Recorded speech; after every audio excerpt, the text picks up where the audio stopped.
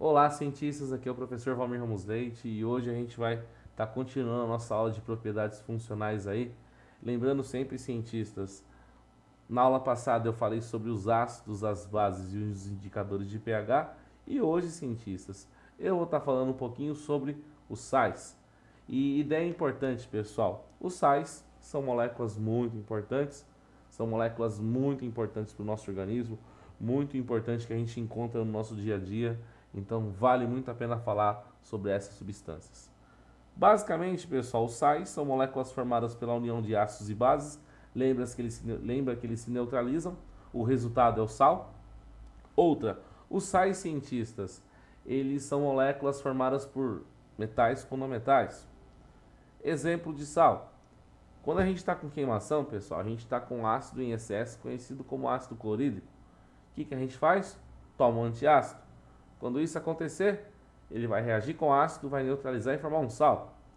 Observa aqui o exemplo, cientistas. O ácido clorídrico, a fórmula química dele, HCl. Quando a gente está com queimação, a gente vai tomar esse ácido. A gente está com esse ácido clorídrico, a gente vai tomar o hidróxido de alumínio. Automaticamente, pessoal, eu vou tomar o AlOH. Observa a equação química embaixo. Quando isso acontece, pessoal, o meu ácido clorídrico e o meu hidróxido de alumínio, eles se reagem entre si, vai acontecer um acontecimento conhecido como neutralização. Essa neutralização, cientistas, vai formar um sal, que é o cloreto de alumínio, o cloro vindo do ácido clorídrico e o alumínio vindo do hidróxido de alumínio. E o que sobrou, cientistas, vai formar uma molécula de água. Regra, cientistas. Por que eu tenho a formação de cloreto de alumínio? O alumínio é positivo e o cloro é negativo. Automaticamente, como o alumínio é um metal e o cloro é não metal, eu tenho a formação de um sal. Aqui, pessoal, é a mesma reação, só que de uma forma animada. O ácido clorídrico, eu tomo o hidróxido de alumínio, automaticamente eles vão entrar em contato um com o outro. Quando isso acontece, cientistas, vai acontecer a atração entre cargas opostas das moléculas.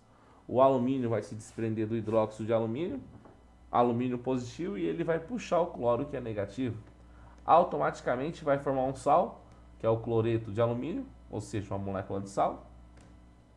E o que sobrou, cientistas, que é o oxigênio e os dois hidrogênios, eles vão se combinar e formar uma molécula de água. Ou seja, cientistas, toda vez que eu misturo um ácido e uma base, eu vou ter uma molécula de sal e uma molécula de água. Outro exemplo, cientistas, importante aqui a gente está discutindo. Regra, todo sal é feito desse jeito. Outro exemplo, como é feito o sal de cozinha, como a gente pode estar fazendo ele. Se a gente pegar, pessoal, o ácido clorídrico e combinar ele com a soda cáustica, ou seja, o hidróxido de sódio, eles vão se reagir e formar o cloreto de sódio aí que a gente conhece como sal de cozinha. Como ficaria essa reação química aqui? O ácido clorídrico, embaixo o HCl, que é a fórmula química dele, ele vai reagir, pessoal, com o hidróxido de sódio, ou seja, a soda cáustica. Observa bem aí a molécula. Quando isso acontece, cientistas, o hidróxido de sódio e o ácido clorídrico eles vão se reagir entre si e automaticamente, meus parceiros, vai acontecer a neutralização, ou seja, o ácido vai ser neutralizado pela base e a base vai ser neutralizada pelo ácido e vai formar um sal, pessoal, que é o cloreto de sódio. Sódio positivo, cloro negativo. E o que sobrou, pessoal, da reação vai formar molécula de água, ou seja, meus parceiros, H2O. É simples, pessoal. Na verdade, quando você fala em neutralização, é muito simples de entender, principalmente com essa animação que eu fiz para vocês. Aqui é um exemplo, a molécula de ácido clorídrico. Observa bem o hidróxido de sódio chegando próximo a ela. O ácido clorídrico ele vai entrar em contato com o hidróxido de sódio. Automaticamente, pessoal, como esses elementos têm cargas opostas, o sódio vai se desprender, o sódio positivo, e como o sódio é positivo, ele vai puxar o cloro, que é negativo. Quando isso acontece, pessoal, eu tenho a formação de cloreto de sódio, que é o sal que a gente conhece, que a gente usa na cozinha, e as moléculas que sobraram, cientistas, perdão, e os elementos que sobraram, vai formar uma molécula de água? Regra, cientistas, toda vez que a gente mistura um ácido e uma base, eu vou ter uma molécula de sal e uma molécula de água. Sempre. Cientistas, qual é o processo? Não importa qual seja o ácido ou a base, sempre vai ter sal e água se a gente misturar os dois juntos. Observação final. Toda vez que a gente mistura um ácido e uma base, ambos vão se neutralizar e sempre vai formar uma molécula de sal juntamente com a molécula de água. Isso é regra, meus parceiros. Outra lógica bem importante. Existem outros sais muito importantes no nosso dia a dia, que são os sais encontrados na água mineral. E esses sais, pessoal, eles são importantíssimos para o bom funcionamento do nosso corpo. Existe também outro sal, pessoal, que é o carbonato de cálcio. Ele é encontrado na casca de ovo. Na verdade, pessoal, ele não é só encontrado na casca de ovo, mas é encontrado no concreto. Ele é encontrado, pessoal, em grande parte dos mármores, das rochas que nós conhecemos. E o porquê que você, como cientista, precisa conhecer eles?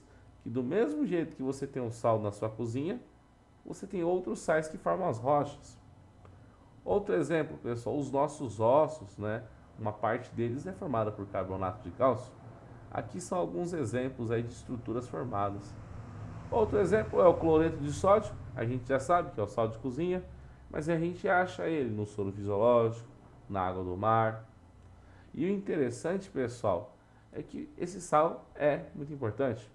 Outro é o fluoreto de sódio, que é encontrado na pasta de dente, que evita que a gente tenha desmineralização dos ossos, assim como dos dentes. E o nitrato de sódio, pessoal, também que é um sal muito importante aí, já que ele é usado como conservante de alimentos, né?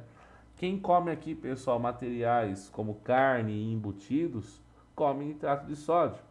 É o nitrato de sódio, pessoal, que impede desses alimentos apodrecerem e estragar, né?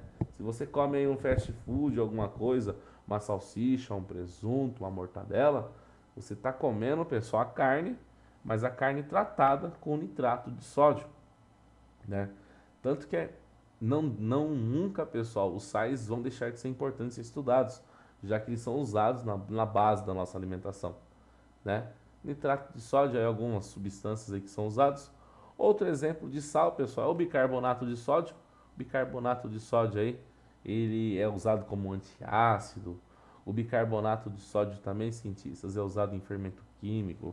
O bicarbonato de sódio, pessoal, aí para quem tem mãe mais velha aí, vai ver que usa para tudo, né? Usa para limpar a pele, né? Usa como removedor de oleosidade dos cabelos. Bicarbonato de sódio, pessoal, é usado até para tratar queimadura, dependendo do tipo de queimadura. Aqui são alguns os usos do bicarbonato de sódio aí, né? E cientistas, a aula hoje foi simples. Desde já agradeço. Muito obrigado. Qualquer dúvida aí, não deixa aí de perguntar nos comentários, né?